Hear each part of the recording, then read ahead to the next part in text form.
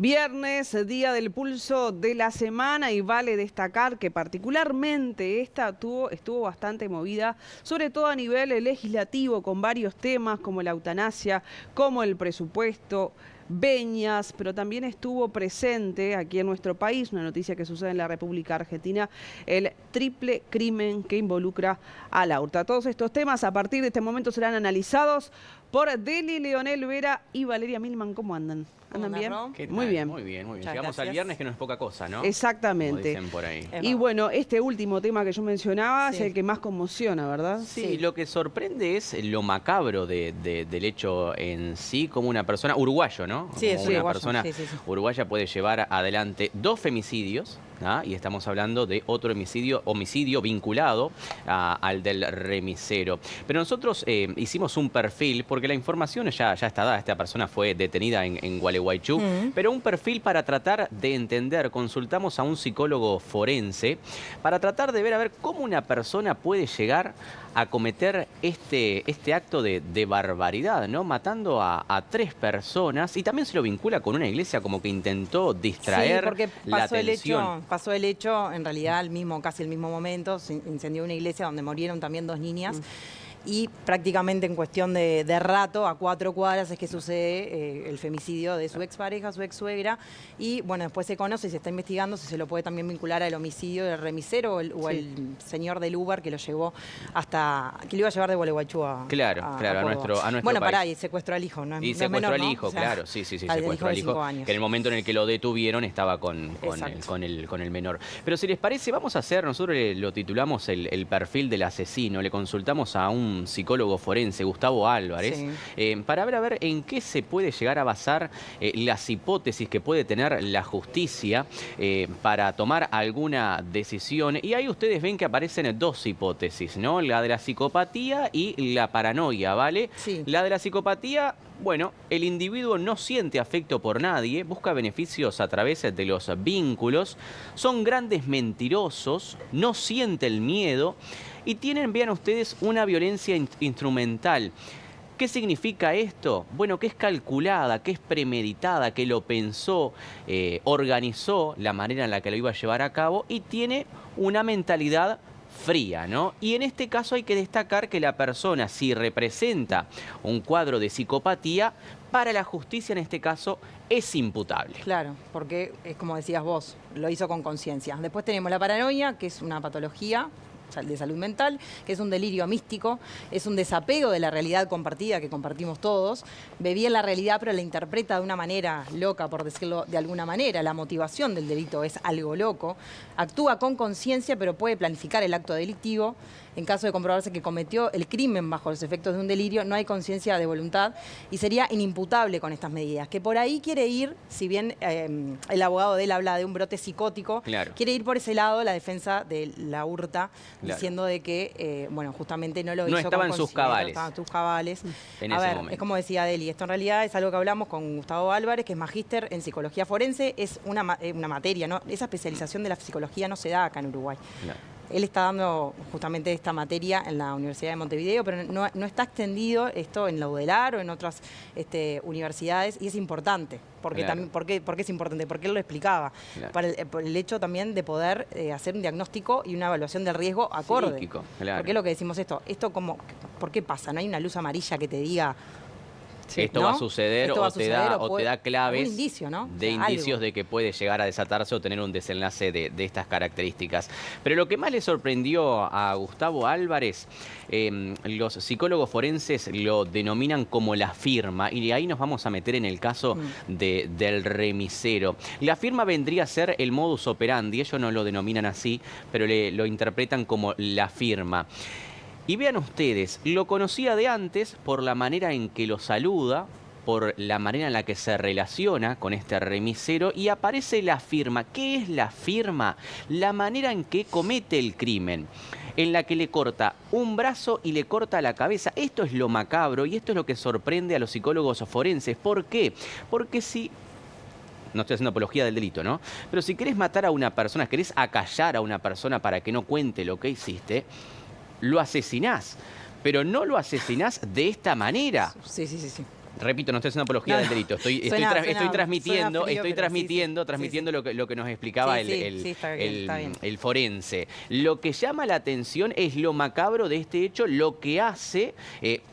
hay que destacar también, no ha podido ser identificado el remisero, más allá de que se encontró un cuerpo mutilado. ¿Por qué? Nos explicaba Agustín Borges que es información que están manejando los colegas argentinos. ¿Por qué? Porque le corta el brazo por encima de un tatuaje, como para que no puedan averiguar si pertenece a él. Pero hay más, vale, hay más. Sí, hay otro punto que también le consultábamos al psicólogo forense. Las frases que él, cuando sale de la declaración ahí en la fiscalía, que hay medios de comunicación argentinos, y le preguntan y él habla, dice... Hay que destacar, Vale, antes de eso, que él sabe manejar el tema de los medios. Sí, claro. Sabe manejar el tema de los medios, ha estado aquí en el Parlamento con su grupo Varones Unidos. Claro, él tiene una organización civil, Varones Unidos. Sabe manejar los tiempos de la prensa, sabe cómo salir en algunos momentos, conoce la dinámica de los medios de comunicación.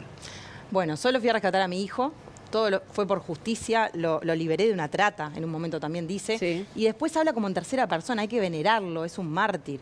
Entonces, bueno, de alguna manera lo que nos decía Álvarez, el psicólogo forense, es que puede tratar de generar esto, ¿no?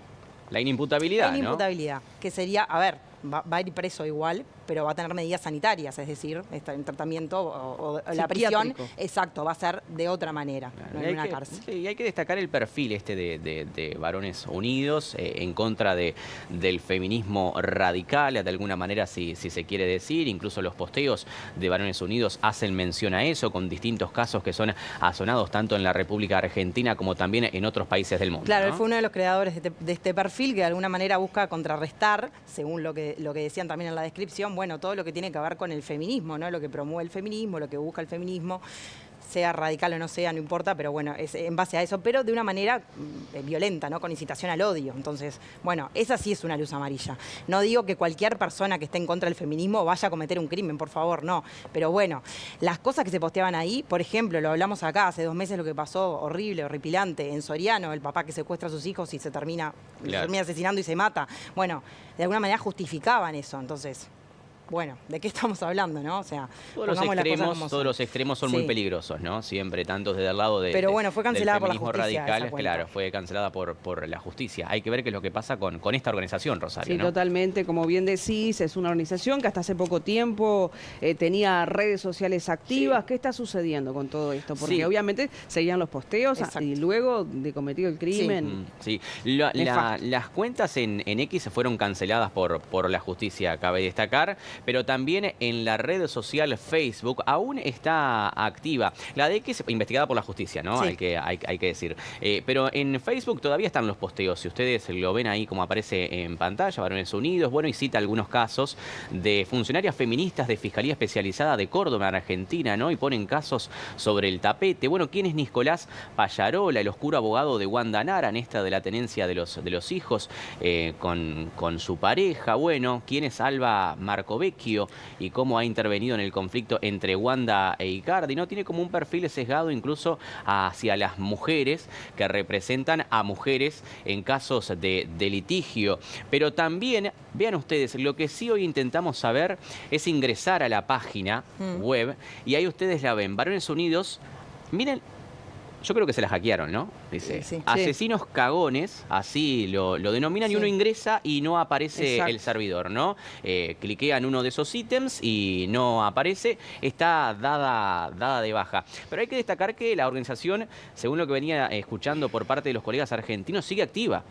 Uno llama y le contestan y le brindan asistencia a las 24 horas. Hay que ver si no pueden ser citados por la justicia también por esto que decimos, ¿no? Claro. La incitación al odio. O sea, si es una masculinidad positiva, me parece fantástico. Ahora no es el caso de Varones Unidos. Claro, para ir cerrando este tema, algo que nos decía Gustavo Álvarez, que es importantísimo, nos decía, el rigor científico y las evaluaciones de riesgo aquí en nuestro país son bajas.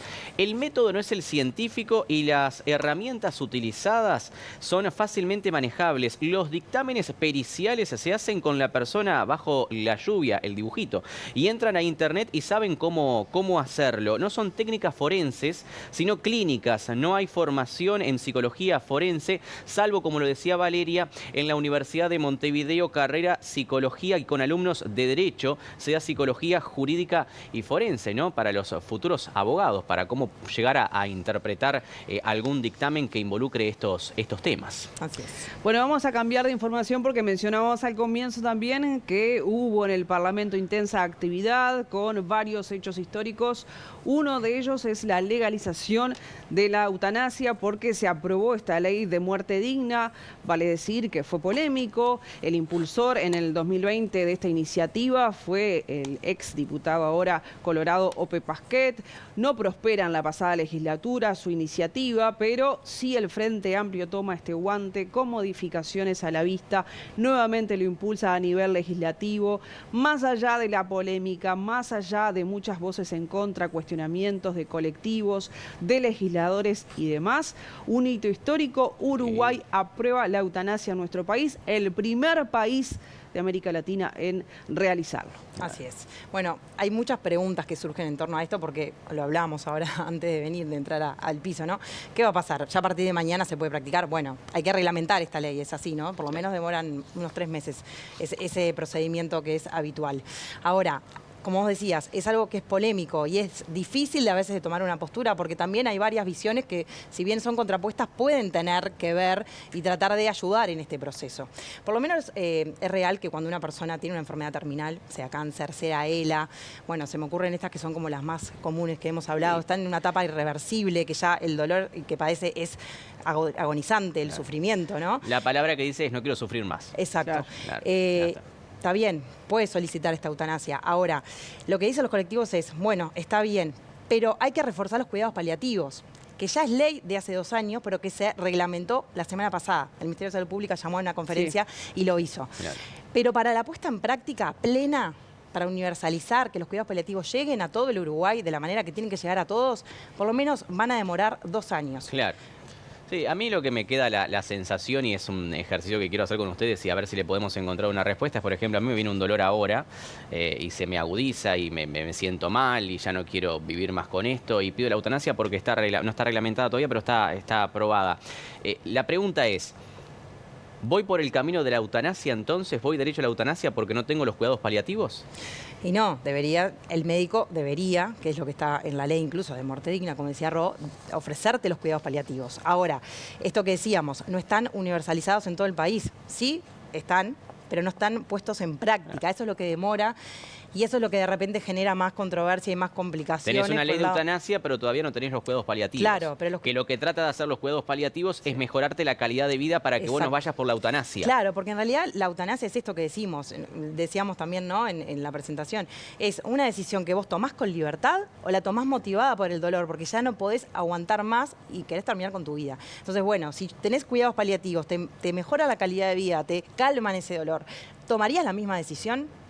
Eso es lo que me parece que es el kit de la cuestión, ¿no? Es, bueno, pero igual ante una enfermedad terminal, sabés que es irreversible, los cuidados paliativos. No, claro, a ver, de alguna manera depende, ¿no? O sea, depende de cada caso. Sí. Yo también el año pasado entrevisté en el ciclo Uruguay Elige a Florencia Salgueiro de Empatía Uruguay y a Sureda, uno de los hijos de Fernando Sureda, que fue una persona muy emblemática, y por eso Ope Pasquet escribe esta ley, que decían que ellos pedían la eutanasia porque tenían ELA y estaban realmente padeciendo de una manera insoportable, y era tan avanzada la enfermedad que los cuidados paliativos que en ese momento ellos sí recibían no ayudaban a calmar ese dolor. No, sin lugar a dudas, pero no estaba aprobada la ley. Por supuesto, Claro, pero si hubiese existido, la hubiesen pedido. Era eso lo que decían Bueno, claro, ellos, ¿entendés? Claro. Por eso pelearon también para que se aprobara. Antes, Sí, Rosario, de ir a los médicos que son polémicos, Exacto. para reflejar esto que estamos diciendo. Sí. Ahora, hubo un caso en Canadá, en Ontario, ¿no? Que no quiero decir que con esto se refleje lo que pasa en nuestra sociedad, pero para poner en contexto, ¿vale? Sí. Una persona que se había quedado sin casa, que no tenía recursos para llevar adelante. Bueno, ahí lo estamos viendo. Es un documental. Es un documental. No tenía cómo subsistir, pasaba en la calle, tenía frío. Tenía una discapacidad, ¿no? Una discapacidad. Por eso solicita la eutanasia, o sea, era una persona eutanasiable porque justamente tenía una discapacidad, pero la solicita porque no tenía cómo pagar su medicación, Claro. cómo pagar una atención y además vivía en la calle.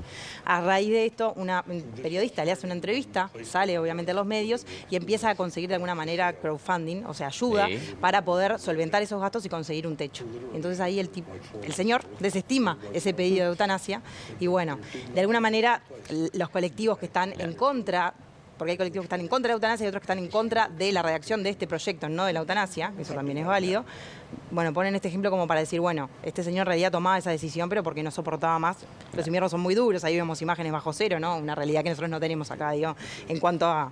Pero es el a la situación de acompañamiento. calle. Esto Exacto. vendría a ser los cuidados paliativos en Canadá, en Ontario. Pero ahí también en cuanto a los médicos. Sí, Rosario. exacto.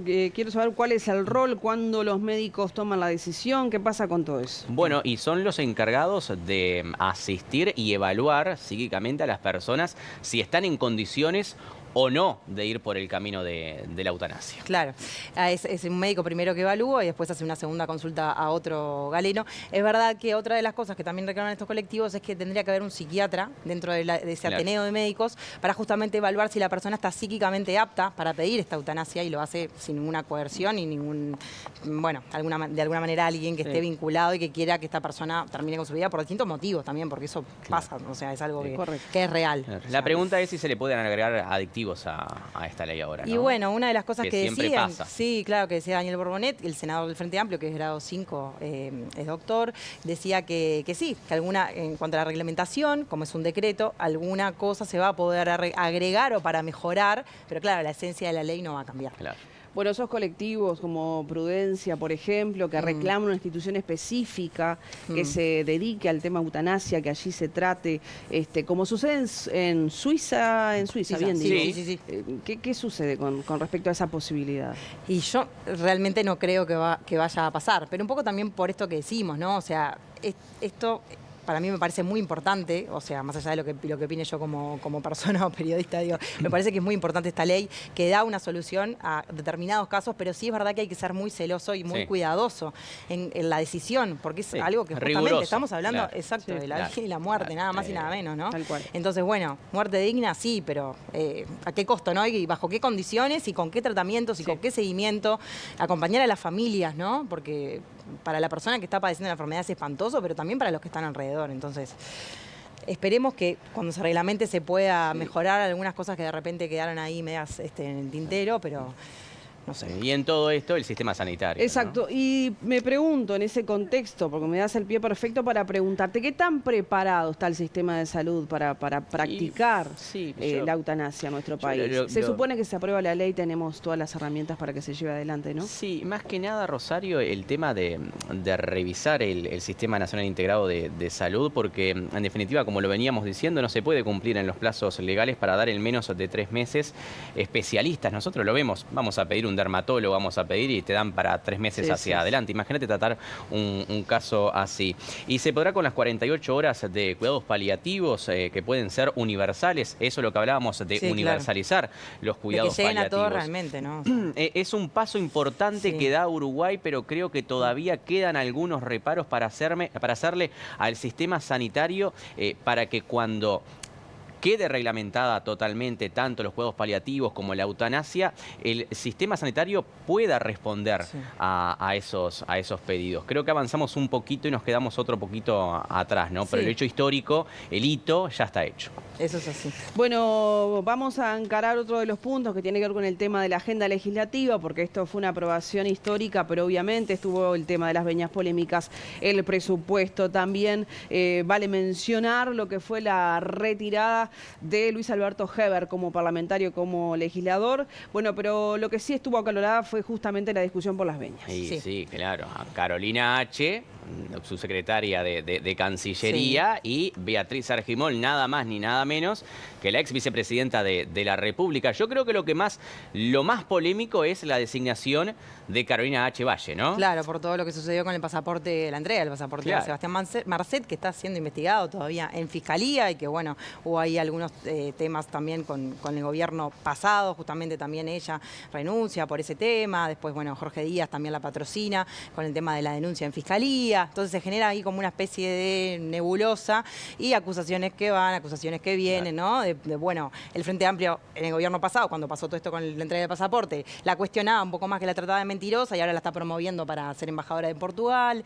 Bueno, la verdad que estuvo bastante complicado, la cosa es que la venía se votó y va a ser, y fue ya aprobada. fue designada. Lo que sí, desde la oposición, el anterior gobierno, la que fue muy dura, muy crítica, fue la senadora Graciela Bianchi, ¿no? Que le dijo, bueno, bochornosa y repugnante para grabar a su jefe, claro, en aquel momento a Bustillo, ¿no? A Bustillo. Claro, que eso le valió la renuncia. Bueno, también. ponemos el pie en el acelerador, ¿les parece? Sí, cómo no. Vamos a hablar de la retirada de Luis Alberto Heber del Parlamento. Sí. Eran pocos avaleros aguantando el mostrador, decía un tema, ¿no? 40 años de trayectoria, de carrera en el Parlamento, como senador, como diputado. Y bueno, es así, quedan pocos avaleros aguantando el mostrador. De alguna manera, un histórico también del herrerismo, ¿no? Entonces deja esa banca ahí ausente, vacía, vacante, justamente. Claro. Y bueno, también le deja lugar a las nuevas generaciones, algo que ya veníamos hablando también en otras oportunidades, ¿no? Sí, para ir cerrando, está bien, pero lo que sí siguen faltando esos liderazgos, esas figuras de peso importante, Heber, el expresidente Herrera, Sanguinetti, el propio Mujica, claro. Topolansky, esas personas que uno tenía como referencia al momento de preguntar. Hay jóvenes que están muy capacitados para llevar adelante la actividad política, ¿no? Pero como que comienzan a retirarse y es como... No sé, es como algo como que queda ahí. Va a ser parte de la historia, ya es parte de la historia. Totalmente. Queridos amigos, le pido frases para abordar los otros temas, que son presupuesto y también el ingreso a las intendencias. Sí. Con el tema del presupuesto, triunfó el gobierno de Orsi, ¿no? Sí. Y ya no queda margen, ayer lo decía Raúl Ponce de León en el noticiero central, decía, ya no queda margen para los pedidos de los sindicatos, ¿no? Así que otro triunfo de Orsi y el equipo económico para el presupuesto. Así es. Bueno, ya está. Por acá lo dejamos romper. Lo medular estuvo abordado en el pulso de la semana, con temas que realmente dieron que hablar en la agenda periodística. Por hoy les agradecemos mucho y los vemos el próximo viernes. Vámonos, con gusto. Les proponemos realizar una breve pausa. Llega a BTV Noticias la información deportiva con Fiorella Rodríguez.